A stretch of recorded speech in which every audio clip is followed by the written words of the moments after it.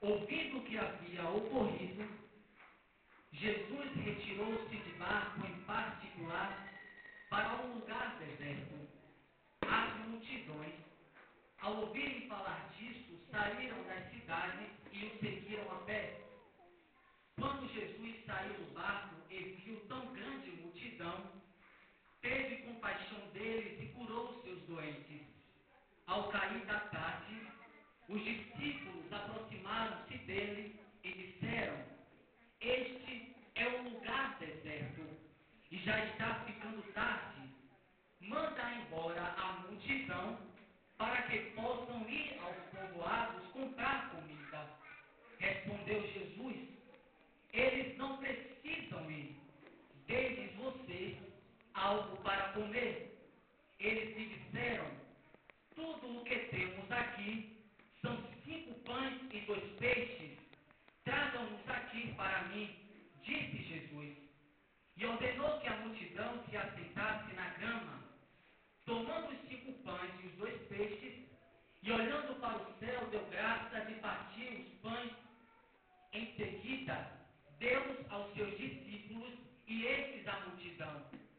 Todos que comeram e ficaram satisfeitos.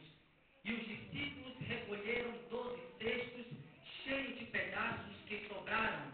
Os que comeram foram cerca de 5.000 homens, sem contar mulheres e crianças.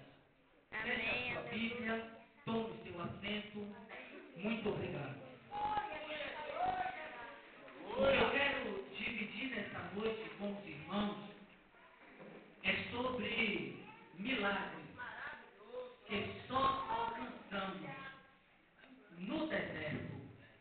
Milagres que só alcançamos no deserto. Bem, amados, temos muita coisa para aprendermos no deserto. Foi no deserto que Jesus resistiu ao diabo, transformando a aridez em jardim. Foi no deserto que Deus providenciou alimento para o povo de Israel quando estavam famintos. Foi no deserto que apareceu João Batista pregando o arrependimento e a chegada do reino de Deus. Afinal, o que simboliza o deserto?